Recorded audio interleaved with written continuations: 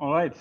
Good morning from Utrecht and welcome to the third webinar of the Global Goals Symposium with the title Revisiting Multi-Layered Governance for Sustainable Development. My name is Thomas Hickmann and it's a great pleasure for me to chair this plenary session. It's wonderful to see so many of you already this morning. It's morning here in Utrecht. It might be evening already in Australia. And yeah, maybe there are even some people from the US watching us, but it's midnight or very early in the morning in the US and or many other places. What is nice that we will broadcast also this session via YouTube, and you will later also have the possibility to watch this plenary session on YouTube. I very much hope that you have the chance to attend some of the previous sessions we had at this symposium. And I think we already had some great panels and also 1.5 fantastic conference days. So this webinar is now the start of our last conference day. And in this plenary, we will talk about implementation, interlinkages, and integration of the SDGs. So it's a big topic. So discussions so far have shown us that for achieving sustainable development on a global scale, all political actors need to work together across levels in a division of labor, and most preferably in a synergetic division of labor. But the big question and overarching theme of our conference, our symposium, is that do we actually see any concrete effects of the SDGs on such an emerging multi-level governance system for sustainable development? So I'm delighted that we have three distinguished speakers to address this overarching and broad question. So let me briefly introduce the first speaker of our plenary. It's Måns Nilsson. Måns Nilsson is Executive Director of the Stockholm Environment Institute based in Stockholm. At the same time, he's also adjunct professor for strategic sustainability studies at the Royal Institute of Technology in Stockholm. Måns, as you might know, is an important advisor to the United Nations, also the OECD, and last but not least, also the European Commission on all matters related to the SDGs.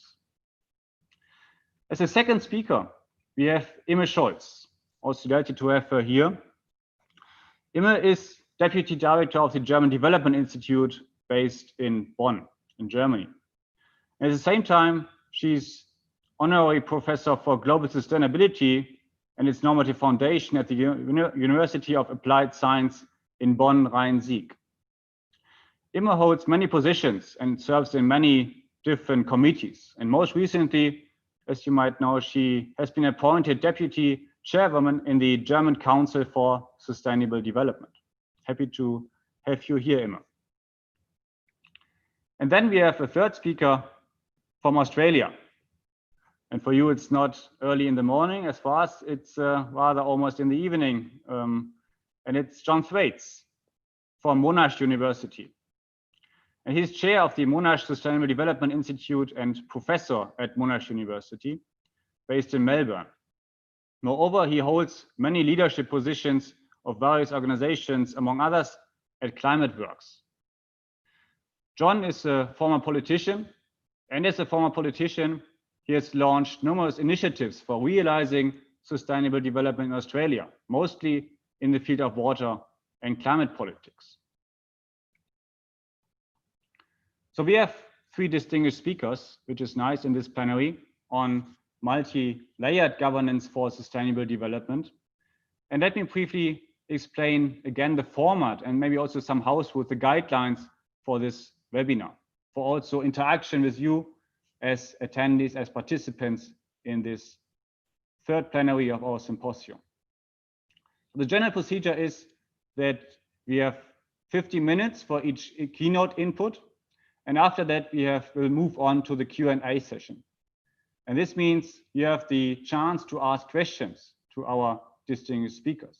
And to do so, please, we ask you to please write in your questions during the keynotes already in the Q&A box that you should see below on your screen. And please remember to add your name, also your main affiliation, and last but not least, also the name of the speaker you want to address with your question. And as an attendee, you can also upvote your own question. I think it's also possible actually, but you can also upvote other questions, and then we will see them directly and then post them to our speakers. And you can do so by clicking thumbs up you will find in the Q&A box. And then, together with my colleague Carol Ann, who is the Q&A manager in this session, I will select some questions and post them to the speakers. Well, and last but not least, you cannot see other attendees. You cannot unmute yourself or launch your own video. This is for security reasons, for your own security, also for our security. And we hope that we have a safe environment for this plenary. And with that, I would now like to give the floor to our first speaker. And this is Måns Nilsson from Stockholm. Måns, the floor is yours. Thank you very much, Thomas. Pleasure to be here. Let me share my screen and the presentation.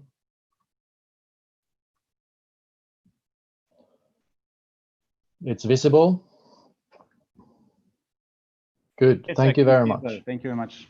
Thank you, Thomas. Yes, I feel very secure and safe here, and hope the same goes for the attendees. I'm going to talk about policy coherence and integration a bit. This is really where I started my academic work, to understand policymaking better, and whether it works on the basis of rationality or politics or institutional basis in different ways. And what really brought my interest to the fore was the issue around how environmental dimensions are taken into account, so that decisions can be coherent between different economic, social priorities and environmental priorities. The minimal requirement, of course, being to avoid contradiction and conflict between different policy areas, and the best case being to find synergy and positive feedbacks. So the interest in this question has gone up and down in public policy for 3 decades, I think. But it really gained a lot of new traction when the SDGs came into play. Not only is policy coherence its own target, but the entire agenda is really premised on the principle of integration and the indivisible whole. And the interlinkages between the goals is really evident and embraced in the discourse around the 2030 agenda. I would say even some of the preparation work that I was involved in a little bit was much more explicit about this interlinkages issue than what the final document showed out to be. But it's still there, and you can see traces of it certainly also in the target formulations. This kind of paralyzed a lot of policy officials and public administration people around the world. This integration issue, it is really not how policy officials are used to working. They have not worked like that before.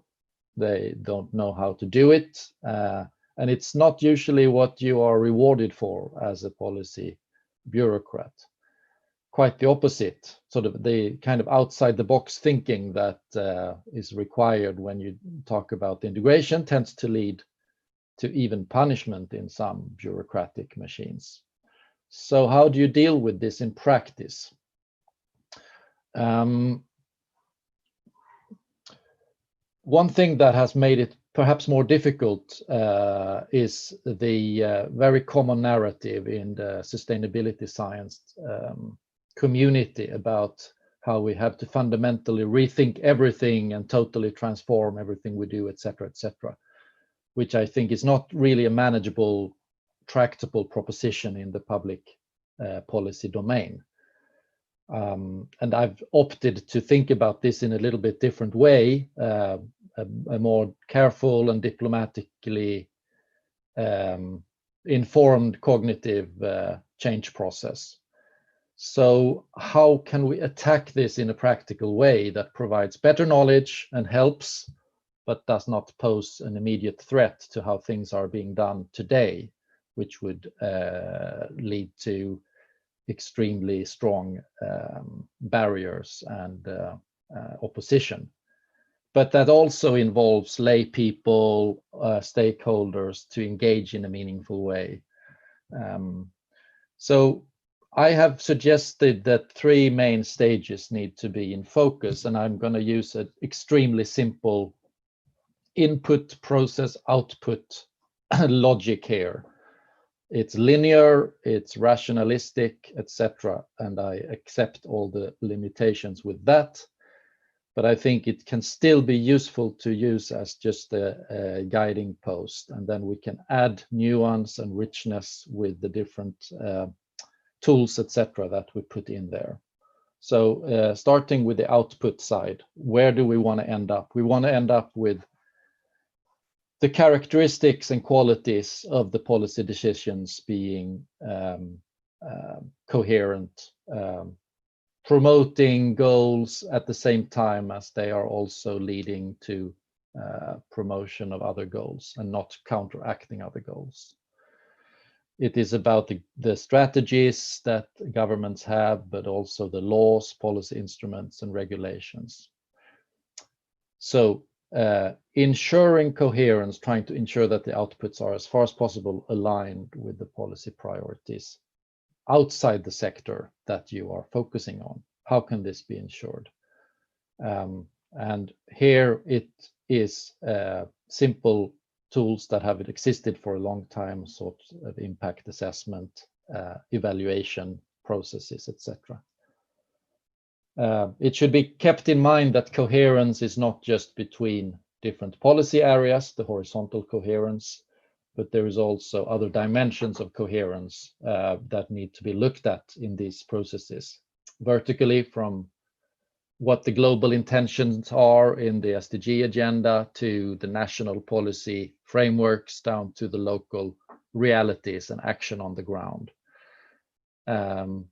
The aspect of international coherence, which has to do with the knock-on effects from one country to another, and also that countries interpret and act in ways that do not contradict each other.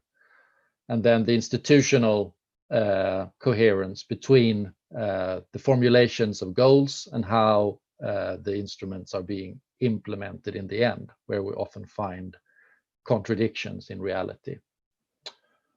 So beyond that, what does it take then to get to these kinds of coherent decisions? And I would say at the minimum, it's about decision makers being aware of the impacts that can take place.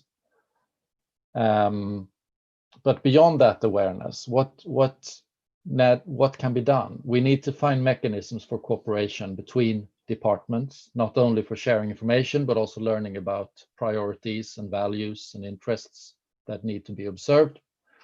And this is the process stage. So we go one step up, the ways in which the values and knowledge become represented and fought over through a range of different institutional structures. And here is the second simple concept, policy integration, which can lean on insights from at least 3 decades of literature, particularly in the European Union, but there's also been studies done in Australia, for example, and around the world. So the ways in which you can instrumentally promote this as a process of governance has been discussed a lot in the literature. And different instruments used here include the procedures such as mandatory consultations, assessments, organizational frameworks such as setting up units for SDG coordination or secretariats for SDG in the prime minister's or presidential office, for example. And then mandates that are given to different parts of the administration, such as sector responsibility schemes, requesting strategies and reports. But I think despite 3 decades of work, we actually lack best practice guidelines here. And over this policy integration literature hovers the dark cloud of political will that is determining everything. So we've seen institutional ingredients been in place for a long time. Political developments now tend to override them. And the sustainability issue in practice has not really come near the kind of natural institutionalization that we've seen, for example, when it comes to fiscal soundness or budget balance. So that is also linked to the input procedures that are there when it comes to economic policy, economic forecasts, the budgeting procedures, etc. And the kind of environmental impact assessment has never made a big difference in that way. But in the later years now, with the buildup of the 2030 agenda, we started to think a little bit more about how can we do more with this integration and coherence agenda in order to put in structured, digestible information into the policymaking process, which leads me to the last or the first stage, which is the input side.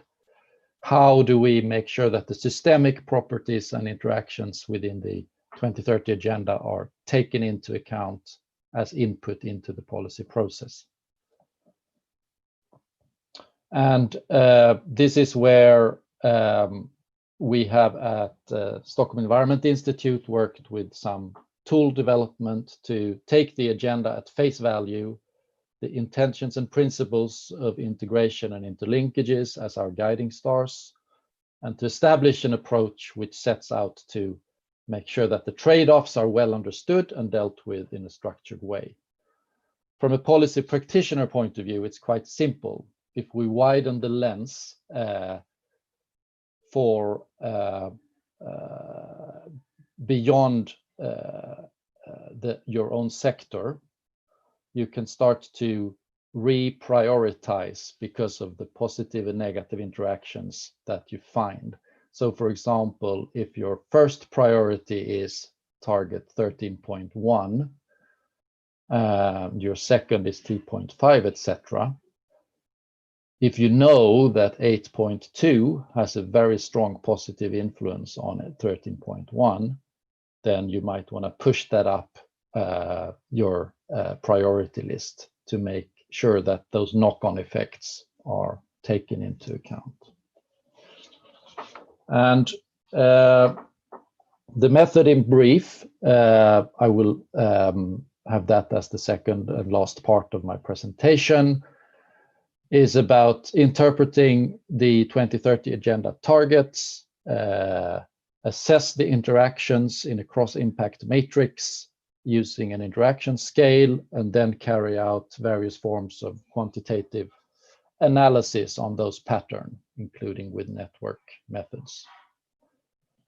And so the core component of this is to establish a matrix with your selection of SDG targets and ask a question for each pairwise comparison. If progress is made on one target, how does this influence progress on another target? And then we fill out that matrix with a 7-point scale, where one target is affecting another.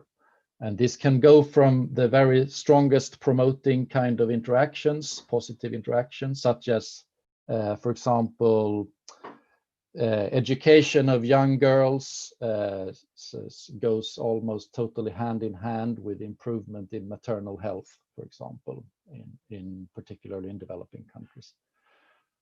Down to strongly restricting targets where, for example, strong infrastructure developments are difficult to combine with ecosystems integrity and conservation policies. And we've worked with this approach to establish patterns of interaction across the whole system for different countries. And you get a kind of interaction maps that display then the positive, the neutral, and the negative interactions. And we can start to look at which targets have the most positive and or the most negative connections to other targets. We can also see which ones are the most vulnerable from influence from other targets, etc. And what this can do then is to establish a more holistic perspective in the input stage of decision making. It can help set priorities within the 2030 agenda, and it can identify accelerators and even resistors in the system. And most importantly, it establishes patterns of actor cooperation across sectors and department silos. So promoting transparency, promoting learning between different groups in an administration or in a system. And it can establish a sort of collaboration that is promising to be effective. Which groups of targets go hand in hand? Which clusters do we see that could form coalitions of action within government or within another administration? So some difficulty with this. Of course, there is no scientific consensus on how targets interact in the literature. And there are many contextual factors at play that influence interaction. We're using this as an expert-driven or stakeholder-driven scoring, and it takes time to comprehend the method and the scale quickly. The selection as well as the scoring can be quite politically sensitive, and there is a tendency that the scoring, well, you need to establish certain checks and balances on the scoring because it can be vulnerable to interest politics. But I would say you generate interesting results that can be in the process, but the process itself is at least as important due to the learning effect that we have observed. And so far we have used this in policy applications in Mongolia, where it has to do with water management sector policy. In Colombia, which had a broader environmental sector focus, how environmental interventions can support social and economic goals. And in Sri Lanka, where we actually made a more comprehensive view of integrated implementation of 2030 agenda for priority setting. And we've also done a number of more research studies, not directly with these policymakers in places like the European Union at that scale, but also in Sweden. So that leads me to sort of the conclusion, and this is my last slide, that I believe that governing trade-offs in the policy-making process requires a view on coherence on the actual decisions that we make. So one tool to support this would be a revamped impact assessment tool with the 2030 agenda as a reference framework. But in order to get there, we need a process of governance that promotes learning and integration. And here we can look at the ways in which institutional reforms can enhance policy integration, which in turn requires a knowledge base that represents the systemic properties of the SDG agenda in a digestible, actionable form, understanding these interactions. And so a tool that can support this is the SDG interactions approach that we worked with the International Science Council on, and also some of the tools that we have derived from there, including SDG synergies approach. So I will stop there and look forward to the continued discussion. Thank you. Thank you very much, Måns. Very clear talk. I learned a lot about the interlinkages and the complexity of all the interlinkages between the SDGs. There are already quite a few questions, but as you said, I think we will continue first. So I please ask you to unshare your screen. Thanks, great. And now we will move on to the second keynote speaker. It's Imme Scholz from the German Development Institute based in Bonn. And now I think we will look also into a development perspective on the Sustainable Development Goals. Imme, yeah. The floor is yours. Yeah, thank you. Thank you for inviting me. And it was very interesting to listening to you first, Måns, because much of what you say I share, but I add another angle.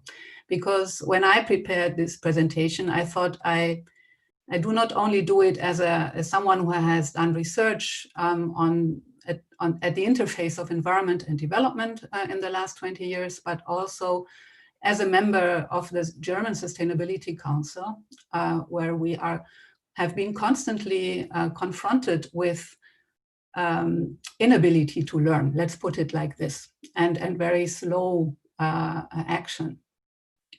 So with this presentation, I want to try and make sense also of the political process of sustainability policy, and especially with a special focus on national strategies for sustainable development as a main implementation approach since Rio 92, which has been promoted by the OECD and by the UNDP in the 90s and the early 2000s globally, and which has also been mentioned again by the 2030 Agenda as a main instrument for implementation. So that's what I'm trying to do in the following minutes. So the next slide, please.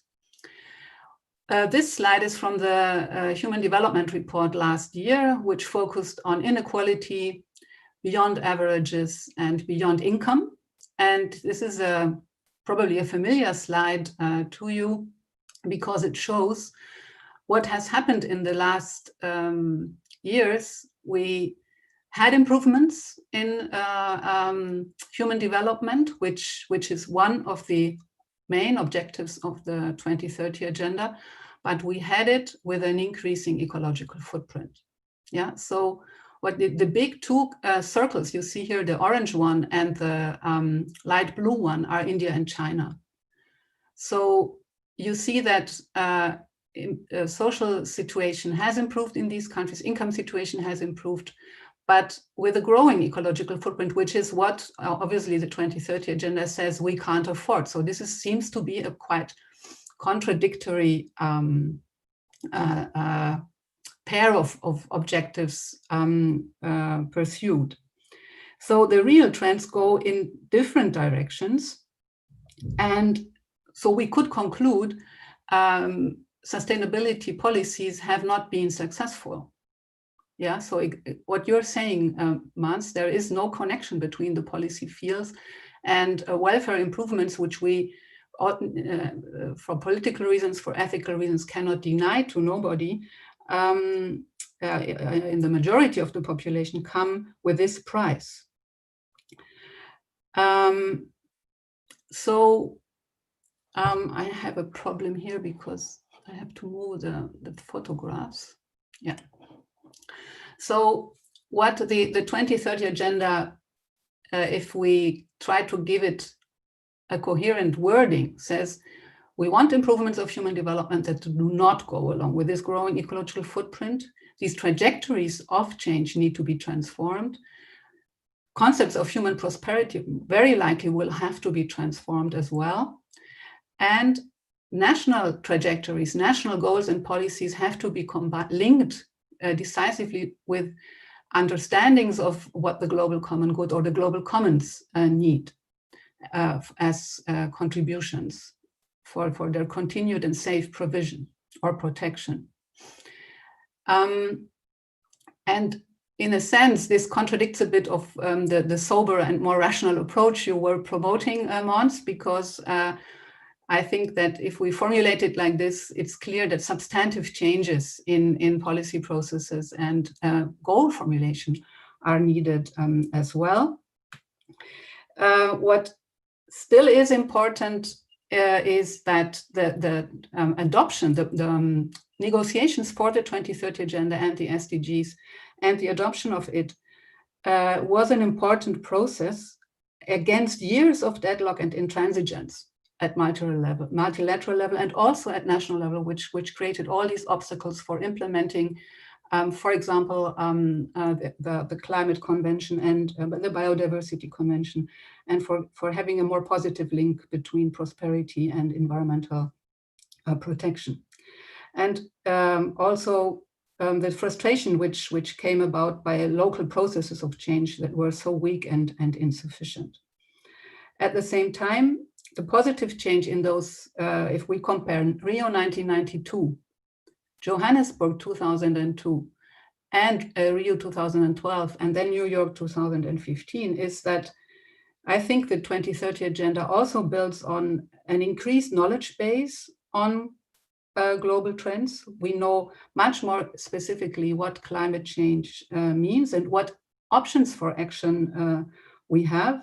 And it is very clear that it would not have been possible without these power shifts at global level, without these improvements in welfare and in political clout of major and also middle-sized developing countries, which changed the scene completely as the differences between developed countries were not dominating anymore as much as they did the global arenas. So the next slide, please. How to achieve the interdependent goals and targets. This is the proposal of the Global Sustainable Development Report of last year, and it has a slightly different approach from the matrix of overall interactions you showed to us, Måns, because what we experienced while the SDGs were negotiated, but also for many years afterwards, and that was a very strong element in the public policy discourse in Germany, is that 17 goals are too many, this is too complex, we cannot understand this picture, holistic approaches are not manageable. So this chart you were showing, and in these actor networks you were mentioning, Måns, were still seen by, that was my experience, by public policymakers as too confusing. And even if you tell them, well, in Germany, before a government starts, they always make these complex coalition treaties. They have 50 or more pages, and they are much more complex and detailed than the 17 goals and the 169 targets. But I think that is exactly what I mean when I say, can we move sustainability politics from the niche to the mainstream, when making clear that politics and policies always deal with complex interactions, but in the conventional approach, they have so many blind spots and do not take into consideration all these interactions you map out with your metrics. And that is exactly the step we want. We need all policymakers, all specialized departments, but also non-state actors to make this step, recognizing blind spots, recognizing the damage which is done by ignoring it, and recognizing the synergies that are unused by not using positive interlinkages. So in that sense, I think that this GSDR approach is interesting because it says we do not need to treat all interactions at the same time, but we can organize them in subgroups. That's what they call entry points for transformation. So clusters of SDGs that interact, whose interactions are decisive for achieving sustainable and just economies, or changes for a sustainable food system, or for the global environmental commons, and also to differentiate the levers which have to be used. Governance is just one here, but in the literature on policy coherence or on integrated action, on implementation for the SDGs, we see that governance literature also looks at, for example, individual and collective actions. So non-state actors, what could their contribution be? Science and technology changes are also very important, and not only for the objective opportunities they open up to us, but also for the impacts they have then on policy discourses and on perceived opportunities for change, which open up opportunities and do not only mean a cost or that you have to renounce to certain things you're used to in your daily life. So in that sense, I think that this GSDR proposal, and there's a similar one a little bit by SDSN, they call it 6 transformations, but where the offer is you can have a focused approach and still work with interactions, trade-offs, and synergies. So, and what I also want to highlight here is that they make a specific emphasis on the global environmental commons, because the link between national strategies and the effects they have at transnational level and at global level is something which has not been clearly worked out in the approaches to the national sustainable development strategies we had in the 90s and in the 2000s, and which, as global assessments have shown us, is increasingly important to take into account. So the next slide, please. Here I want to compare more explicitly what governance by goals meant in 2002 and what it might mean today, how it is interpreted, what you find also in the literature. And it's maybe not right to say that on the left side, what you see is the guidelines or principles for effective national strategies for sustainable development, which were developed by the OECD, also by UNDP. So you could say that actually is not governing by goals, it's governing by procedures, it's governing by an institution. It is very much executive-centered, it's very much government-centered. The idea is that if the government puts in place coordinating structures that ensure horizontal and vertical integration and also ensure meaningful participation and finance all of it, monitor it and learn from it and adopt the strategy, then it will all work out. What we do not have is an acknowledgement of the link to global goals and global commons. And what we also do not have is, but that's what was revealed in practice, is in an environment where deregulation, privatization, and globalization were actually the main political dynamics and economic dynamics, this obviously ran counter to establishing and using such an instrument in a meaningful way. Now, when we look at the situation today, so goal setting was important. Common vision, long-term strategic objectives were important in this phase, but actually they never developed this strength of really pushing policies towards a new qualitative effectiveness. So what we see today is action coherence. That's a concept proposed by Norishika Kani and others. So to say, let's work with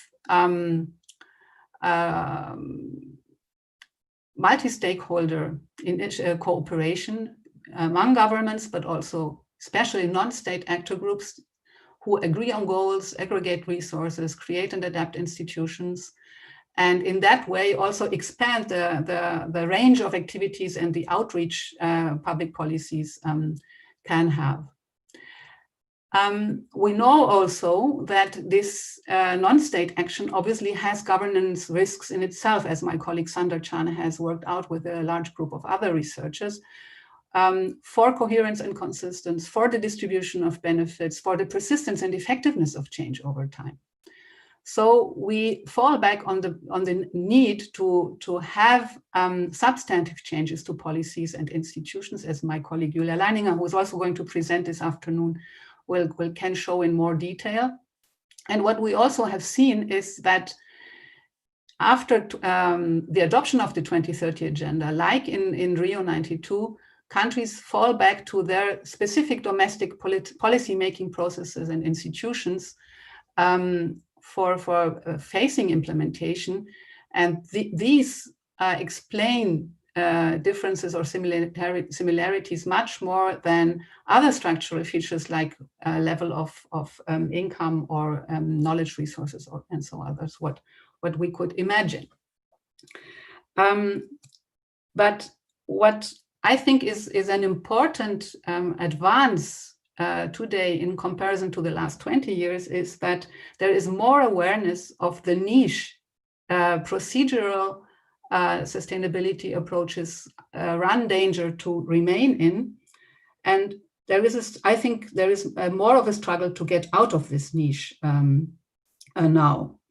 But the incentives for non-coherent action within public administrations, I think, remain very strongly.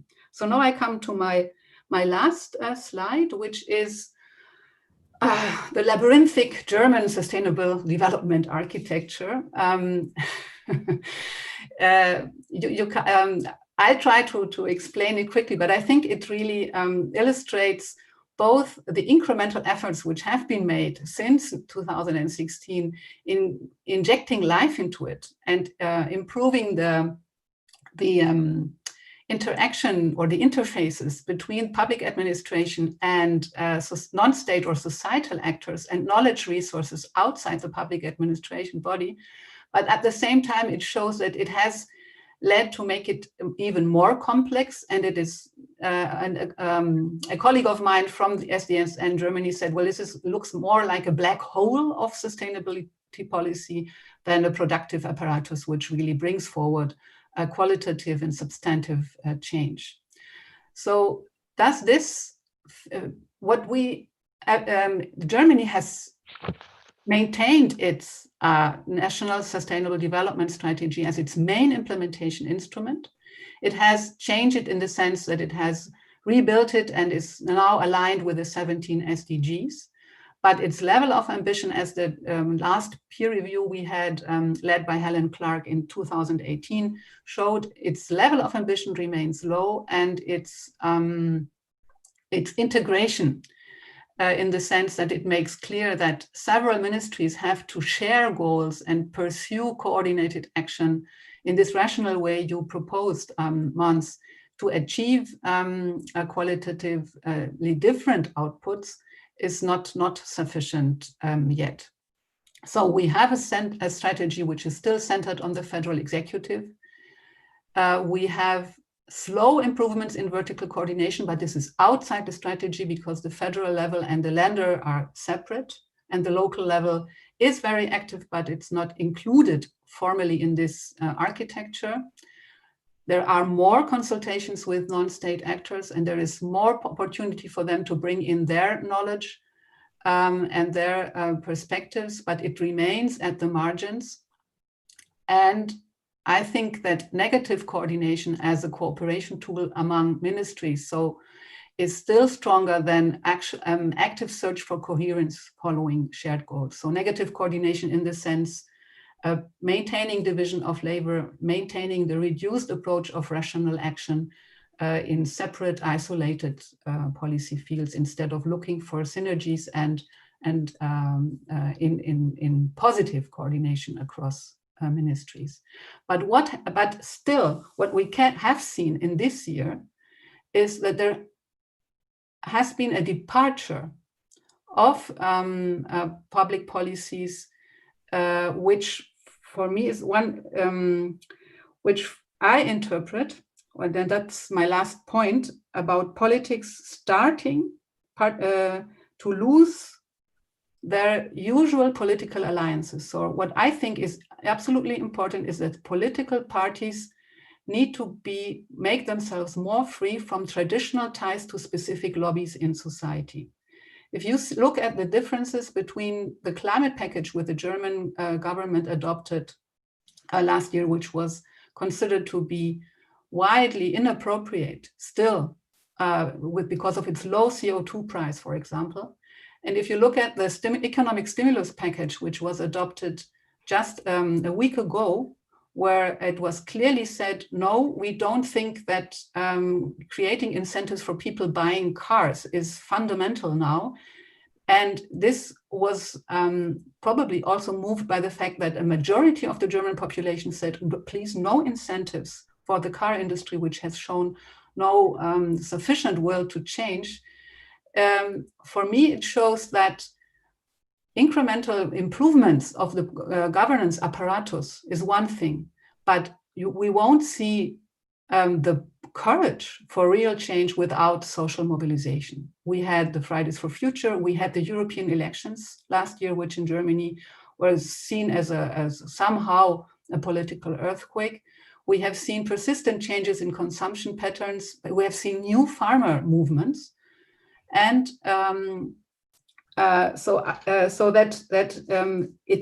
this pressure for substantive change penetrated from the social mobilization into policy circles and had an effect on decisions made by the coalition. So, okay. My last sentence is I would like to make is, what does it leave for national strategies for sustainable development? I think what we still need is an instrument which gives us long-term guidance on goals to follow, which survive across different governments and which are all political parties in parliament feel bound to. That is an important instrument, but impact of a strategy, but I don't think that strategies as such can actually produce the substantive change we need to see. Thank you. Thank you very much, Imme, for your great talk. We see that the SDGs are really challenging public administrative systems and also other actors. So actually, the SDGs are challenging all policymakers, all societal actors at different levels of scales. And thank you also, Imme, for making connections to the first talk by Måns. That was great. And I think there are also connections to our last speaker and the last talk by John Thwaites. And now we move back, no, not back, we move to Australia. And I ask John Thwaites to please upload your slides. So John, thanks for joining us. The floor is yours now. Okay.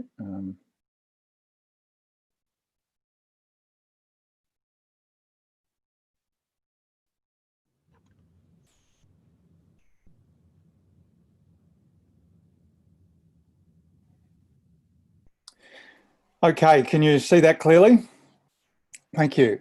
I don't see the slides. No, maybe it's only me, but. Oh, okay. I'll try that again. Yeah. Okay. Perfect. That's clear. Good.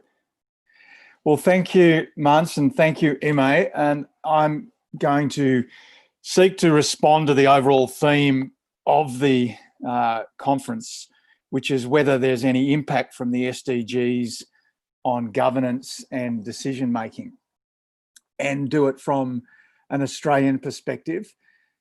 And I have to say, Imme, I heard you and your concerns and criticisms about the German system, but we could only wish that we had it, the commitment to sustainable development. And your architecture might be complex, but it is a lot more sophisticated than you see in many countries.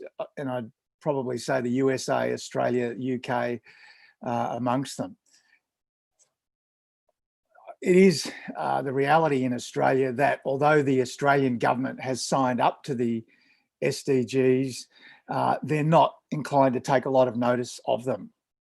But the point I want to make today is that in a country like Australia, where there's limited ambition from the national government, there are subnational governments and local governments which can have a big impact on the SDGs. And academics and those in support of sustainable development need to work with those levels of government to build the political support for sustainable development and hopefully get the political change which Imme has talked about.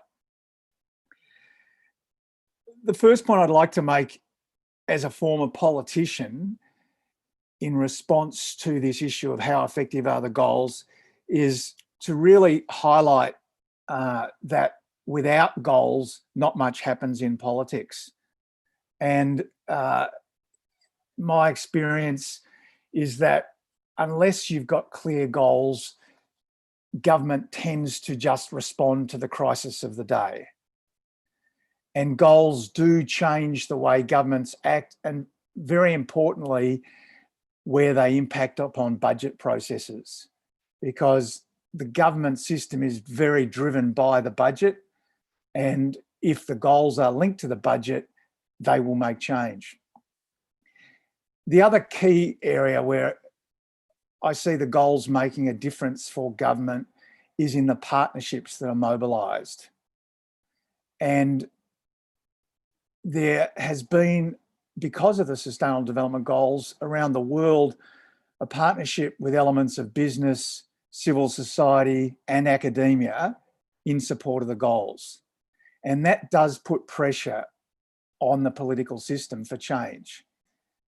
And within Australia, we've developed a partnership between academia through the Sustainable Development Solutions Network, with business through the Global Compact, and civil society to pressure governments to implement the goals. And I think that has been a positive impact that they have. As an example of that, we jointly organised the summit in Australia on the Sustainable Development Goals just before Australia lodged its voluntary national review to the United Nations. And this was supported by the national government, and it brought together all the major players around sustainable development in Australia.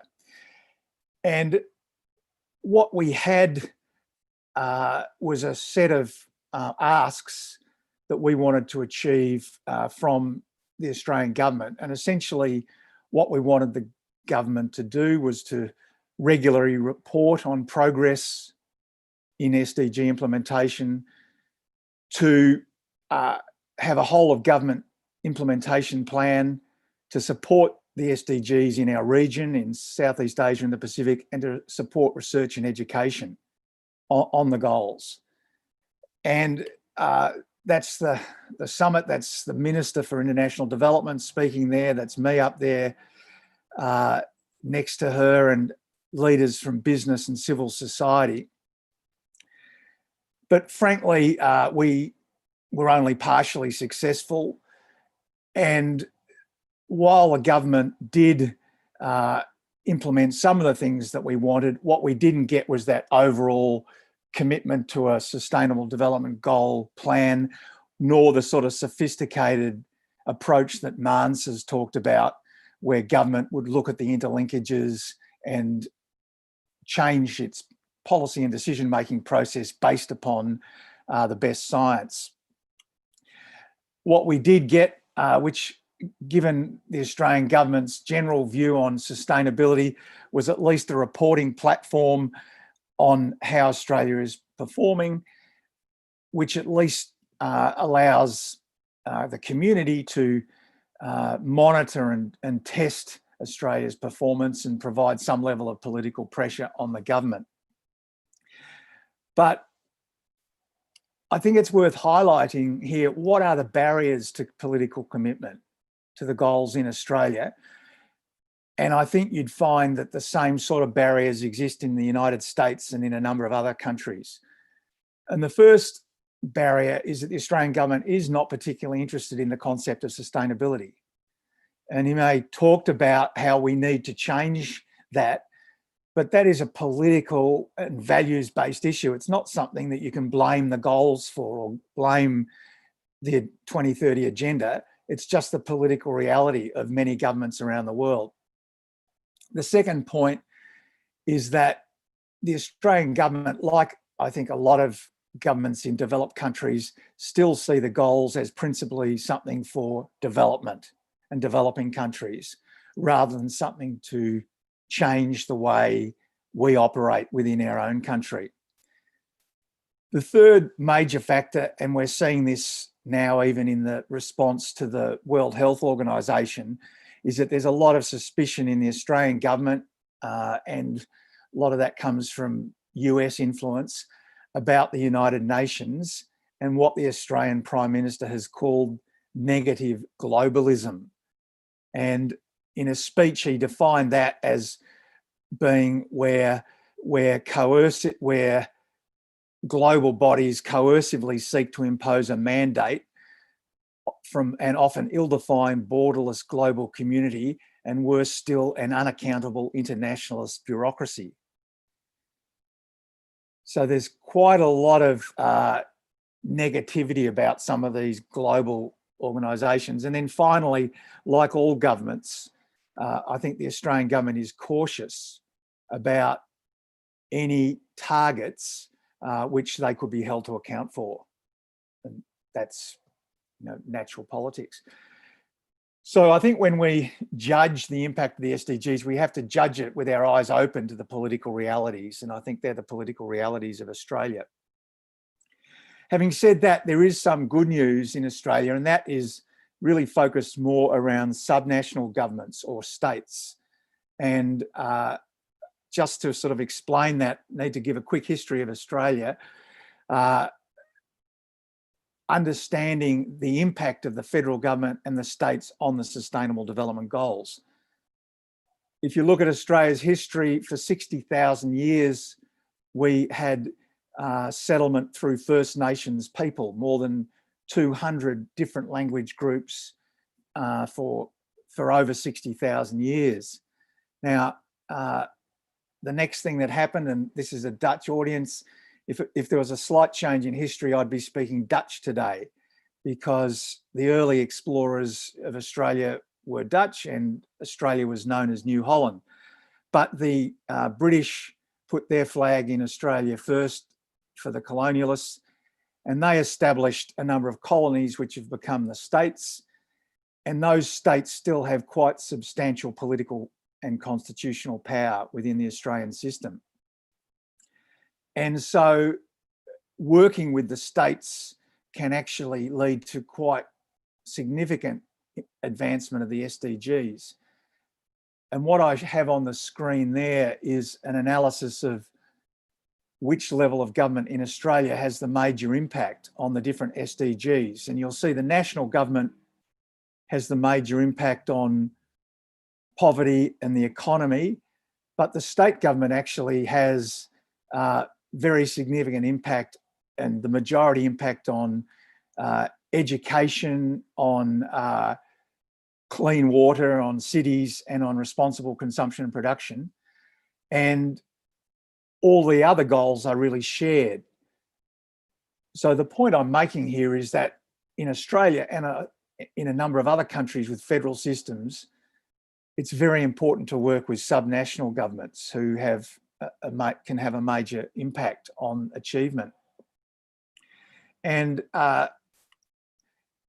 just to talk in terms of a case study, we're working with the Victorian Government Department of Environment, Water, Land Use and Planning, who've agreed to align their corporate plan with the Sustainable Development Goals.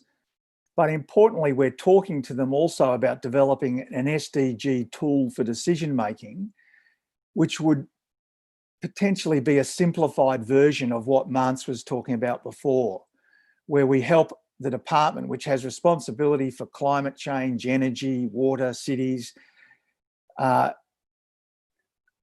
develop a tool where they can balance the trade-offs and the interlinkages across their department as they're making decisions. The final case study that I want to give is about a government-owned water corporation, Melbourne Water. And I'm in the fortunate position of being chair of that, so I can actually implement some of what I say needs to happen. This is an organisation that's responsible for all Melbourne's water, sewerage, but also for managing the waterways and the environment around Melbourne. And we are using the Sustainable Development Goals not just to report, but to try to change the way we do business. And historically, Melbourne Water was a engineering-focused organisation where it was all about pipes and pumps and being efficient. And the goals are actually helping change the way the engineers think. And I'd highlight just a couple of examples. A key one is in procurement. Once again, historically, it was just how do you get the cheapest pipes and pumps? But now in our supplier code of practice, we have embedded the Sustainable Development Goals as part of the consideration.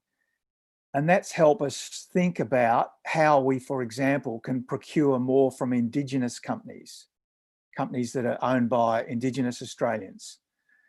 And also how we can embed the goals in our tenders and the way we procure the services and products. And finally, just to give you an example of how we're able to use the goals in changing what we do and changing the way engineers think. I'll give an example of this creek, which that used to be a creek. You'll see it, as all creeks in a lot of the developed world in cities, it was turned into a pipe in the 1960s.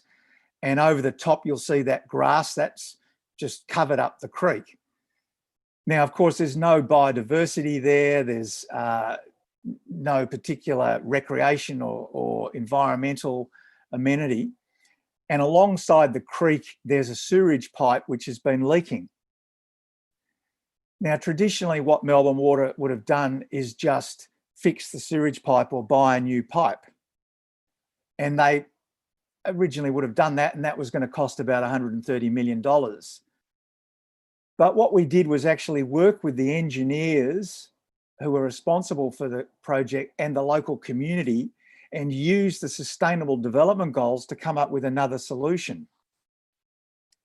And that was essentially to daylight the creek, to get rid of the pipe, to turn it back into a real creek that brought back the birds and the biodiversity.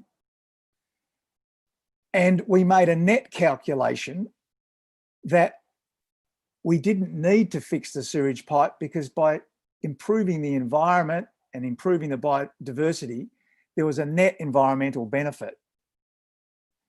And in doing this, we looked at SDG 3 health, SDG 6 water, SDG 11 cities, SDG 15 biodiversity. And we use the goals to change the way engineers think about a common problem. And that's been incredibly successful. And we're now doing that process throughout Melbourne, working with communities and using the goals as a way to open up new options. And so in conclusion, what I'd say is I think the goals can make a real difference. They can impact what organisations do, but we probably have to start with those organisations like state governments, or like in this case, Melbourne Water, that are ambitious about them and are prepared to be partners. So thank you. Thanks, John, very much. Also for these insights into concrete projects, which was very helpful, and also for referring to the other two speakers. So I think it was a nice picture into the complexities of multi-level governance for sustainable development. So we now move to the Q&A. And I just saw that Måns has been quite active already in the Q&A box, and he has answered already some of these questions, which is nice. And for all the participants, just to remark, you can also have a look into the box answered, where you might find interesting answers from Måns to questions that have been raised so far. What I would like to do now is to direct questions to the speakers, and I would like to start with some specific questions to each speaker, and start with Måns in the beginning. And I would like to ask all speakers to keep your answers relatively short, just in order to have chances for getting more questions into the Q&A.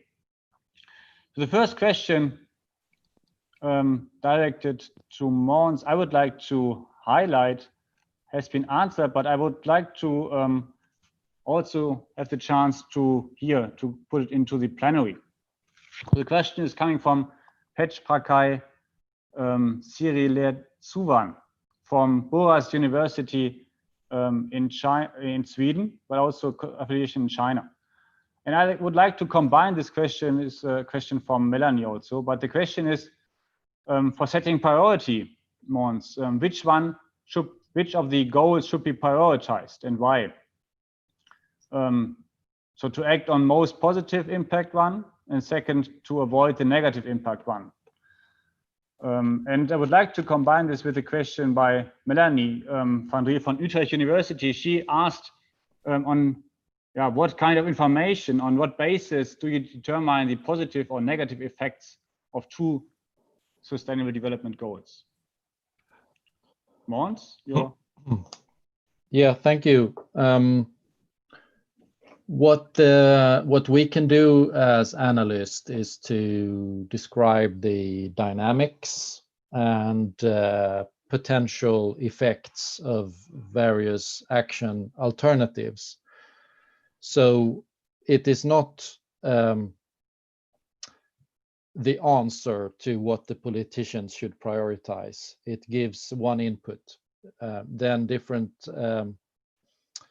representatives are elected on the basis of their priorities, and that is more of a democratic political question to me, to actually determine whether the most positive feedback loop should be promoted versus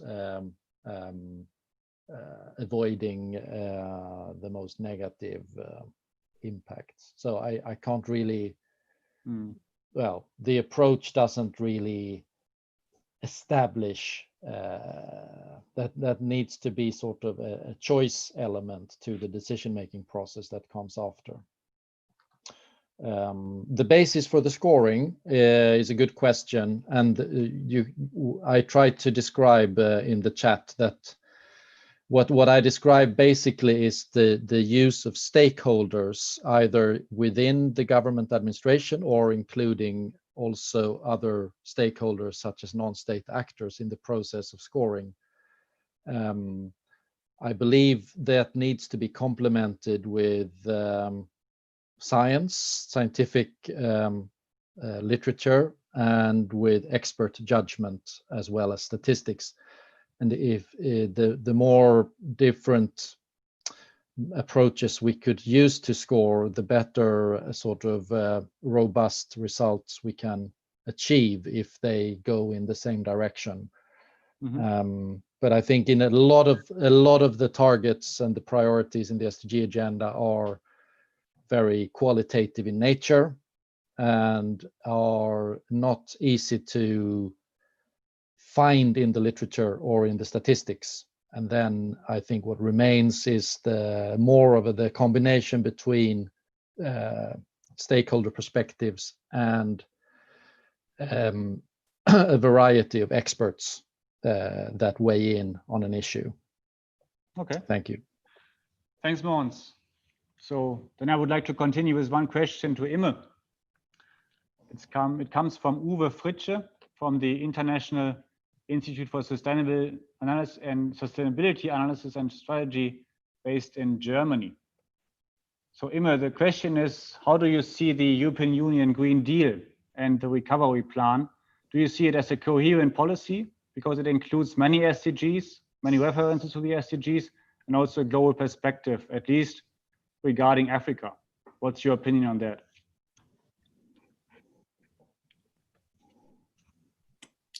Yeah, this is actually a difficult question to answer, because if you look at how it was initially presented, the European Green Deal, it contained many political packages or objectives which are essential from the perspective of the 2030 agenda, although it was not so explicit on the social dimension, because I think the social dimension requires more than just transition. I don't know if you have seen the report SDSN and IIEP made for SDG implementation by the European Union, and showed the big divergences and disparities which you can see in performance across the goals within the EU, which is quite telling. But then I think when you look at how the European Green Deal will be implemented and how much it depends on also contributions by the member states, it's a bit too early to say it is going to be coherent, really, because coherence requires to have a very close look at unintended side effects across the goals. So I'm cautious at this moment. I think it is a good first step, but it depends very much on the level of ambition in implementation.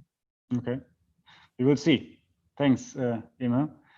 So then I will move on to John, to Australia again, and I would like to combine two questions.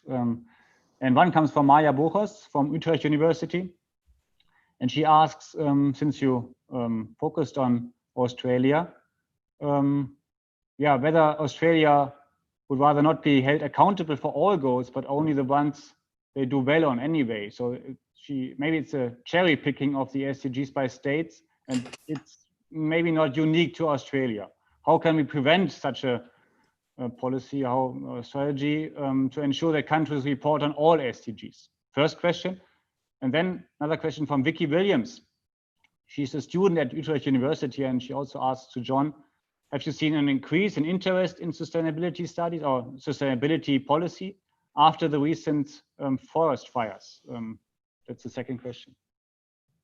John. So the first question on cherry picking is very interesting because it applies not only to countries, but to companies as well. So we're seeing more and more companies report on their sustainable development goal performance. But in many cases, they cherry pick the goals that they want to and don't report the negative impacts they have on other goals.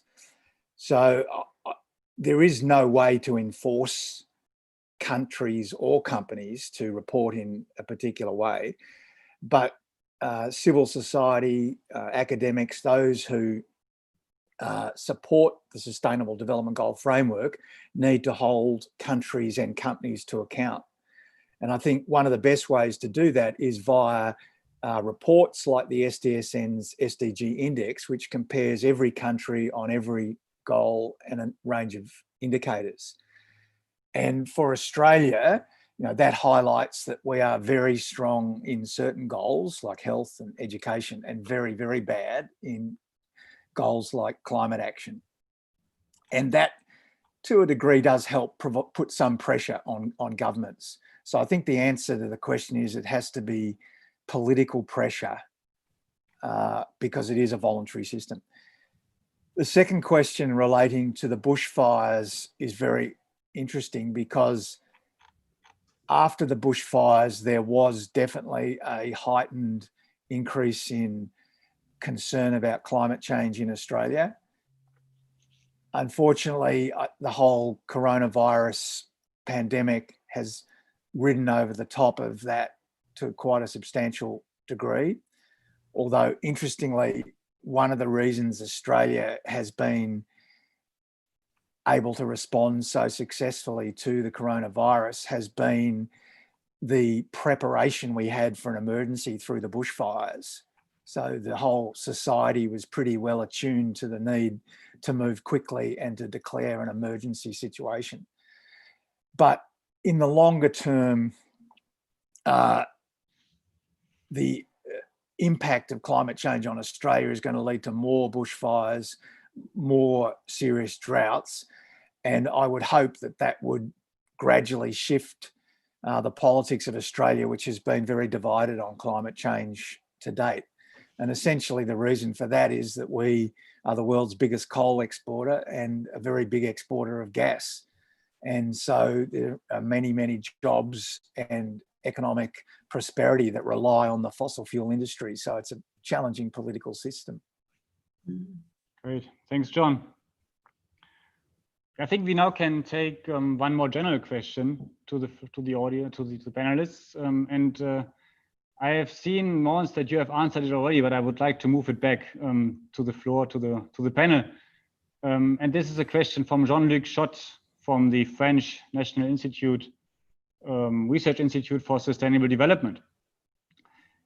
So the question is, do you consider that the implementation of big data will help document SDG targets interlinkages? What would be the safeguards in such an implementation? So it's a question about big data.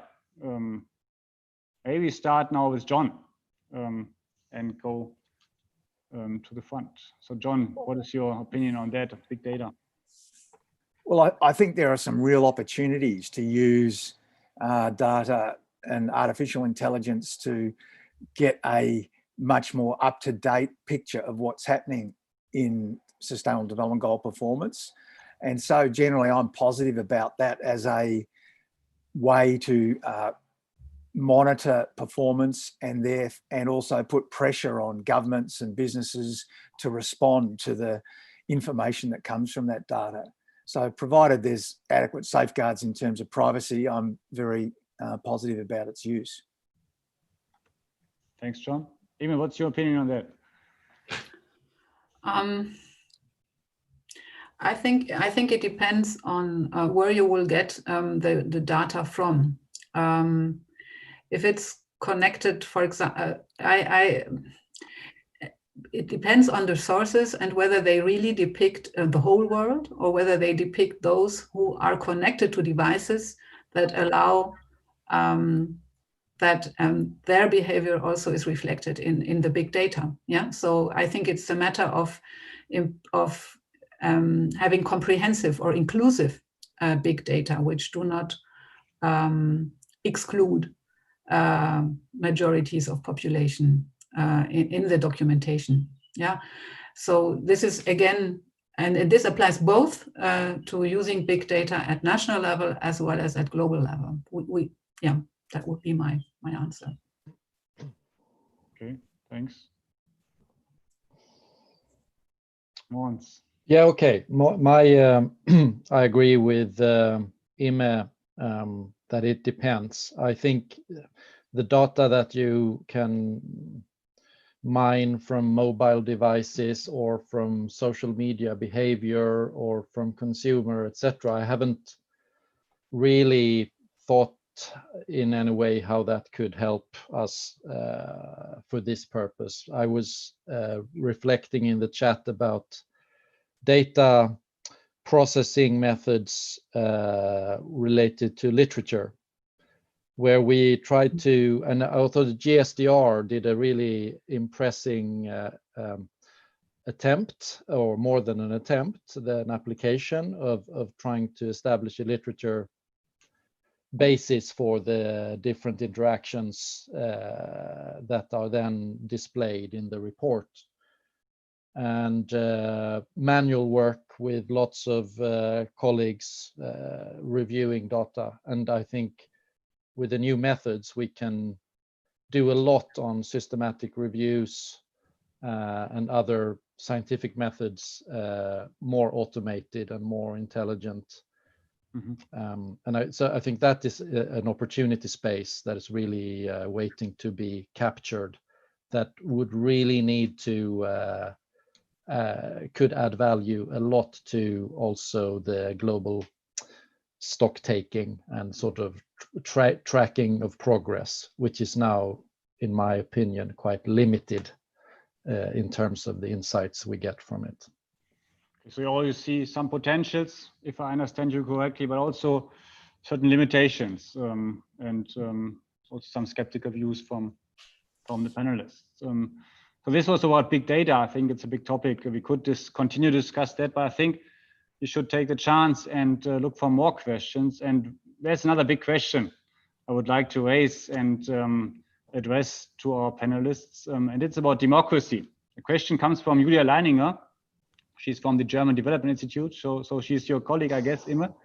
And she's asking about stakeholders. The question is, if involving stakeholders, including non-state actors and maybe also social movements, so it's crucial, we need to talk about the basics.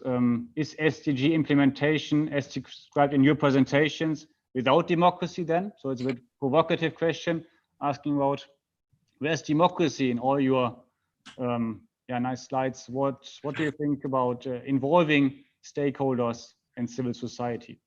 So maybe Imme, you're first to give an answer to that.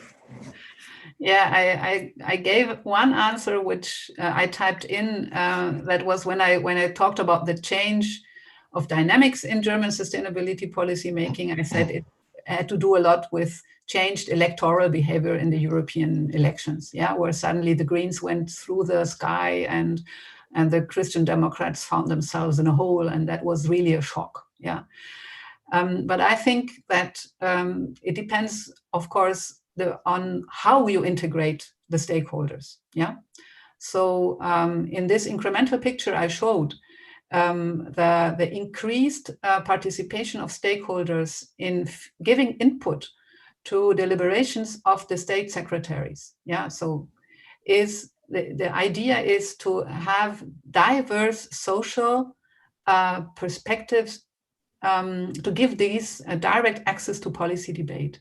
Yeah, so in a sense, that the idea is to have an additional interaction between citizens organized in several ways, in addition to the electoral cycles. Yeah. Now, that is at federal level. At local level, of course, you have much more possibilities of having stakeholder interaction with city councils, with elected representatives, where you can combine elements of democracy with direct interaction. And that is very different from approaches to stakeholder interaction, where you say, everybody does his part, let's see what the private sector has to contribute, and where you do not have criteria for measuring and for showing very clearly what the contribution to the public good is.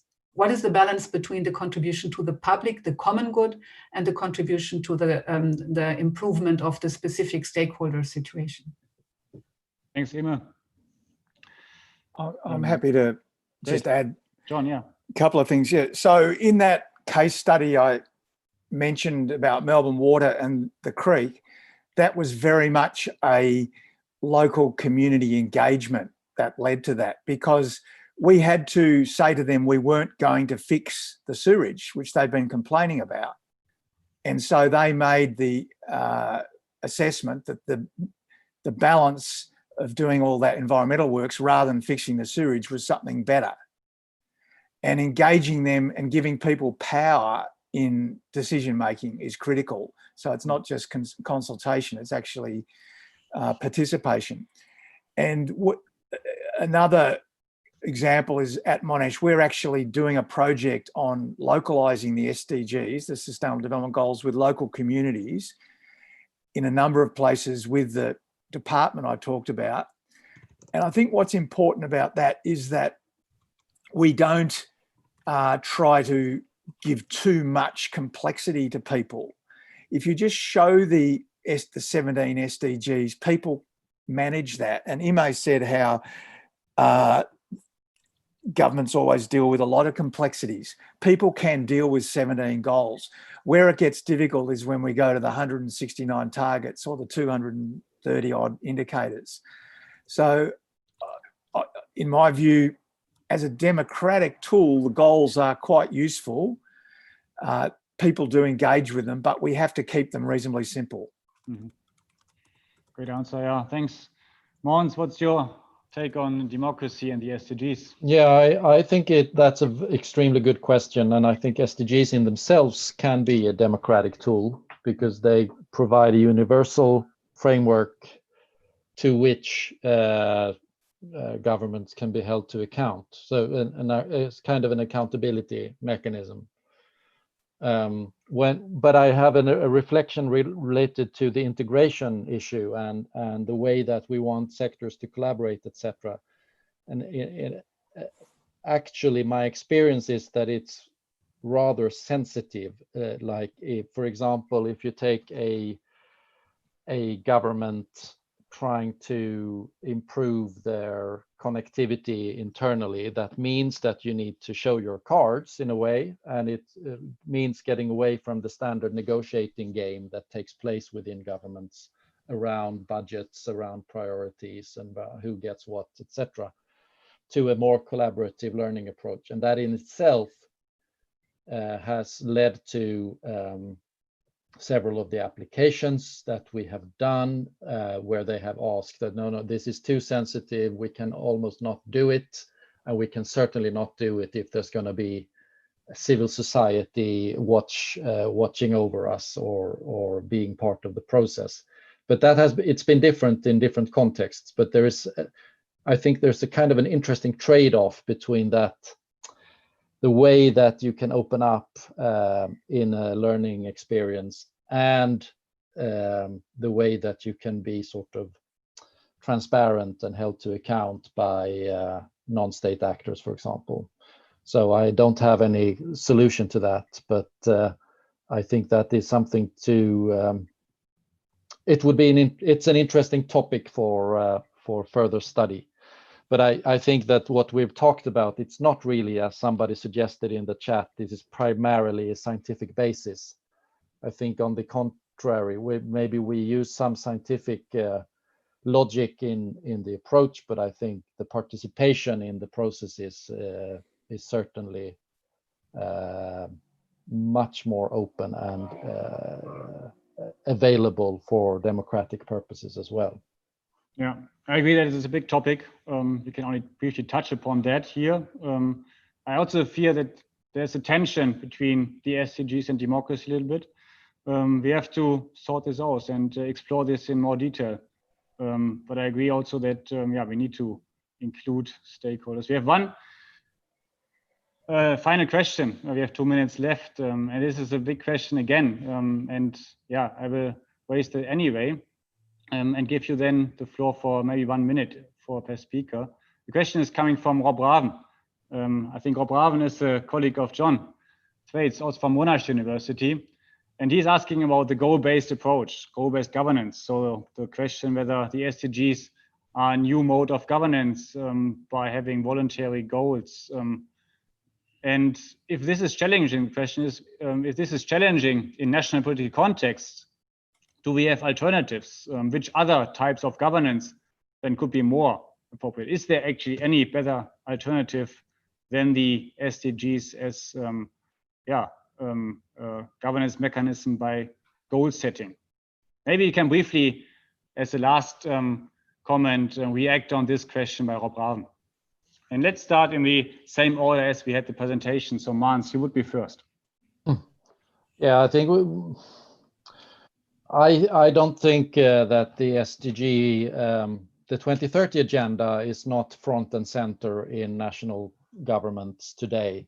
It is one mode of governance that can be useful in, for example, the steering of government agencies, mandates, holding to account, as well as sensitizing and learning. But I don't think it will ever be the primary mode of governance in terms of national politics. The alternatives are there and have been there for a long time in terms of fiscal instruments and command and control regulations, etc., which I think will remain the bread and butter of governance. Thanks. Okay, Imme? Yeah, I agree with Måns in that sense. Also because at least in the German case, the government is free to define its own goals and its level of ambition, and then it is free to ignore it. Yeah, there are no sanctions if you do not reach your goals. So and that is linked to the fact that also our public budget is actually not goals based or results based. Yeah. And in other countries, this is different. So there is no pressure to be actually effective in your policies to reach the goals you have formulated, because you maybe have not even formulated goals. Yeah. So in that sense, I think that goals-based policymaking offers opportunities for increasing effectiveness of action. And increasing evaluation and policy learning, but these mechanisms need to be in place. And at the moment, they are not connected to sustainable development strategies, or not sufficiently. Thanks. The last word goes. The mixed approach, actually, I'm talking about. Okay, yeah, that would make sense. So, John, what's?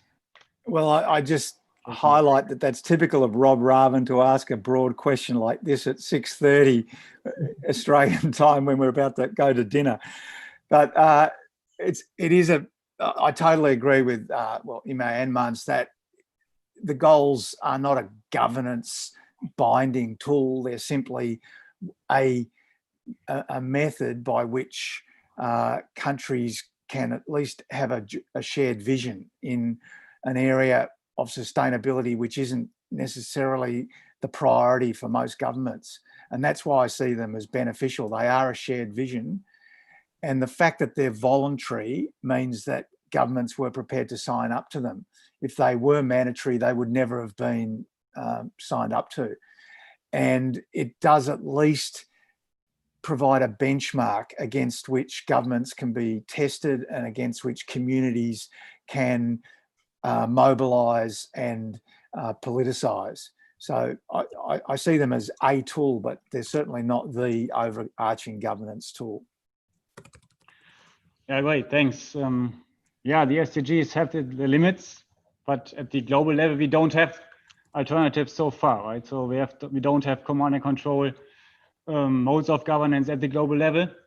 So we have to deal, I would say, also with the SDGs, but of course, they are not the perfect instrument to achieve sustainable development on all governmental levels. So that was the topic of this plenary. I have to say thank you very much once again to all speakers. That was really great. Thank you also for sticking to the time and answering the question, not only live, but also in the chat box, on the Q&A box. You are, of course, welcome, most welcome to a little bit continue these answerings if you want. We have to close this session now. I also say thank you very much to the attendees. It was also great to have you here for all your questions and your participation in this plenary. So we now go on in the program. We have half an hour of break and we'll continue with the parallel sessions at 11 o'clock. What is it? Central European summertime. See you then. Thanks. Bye. Bye-bye.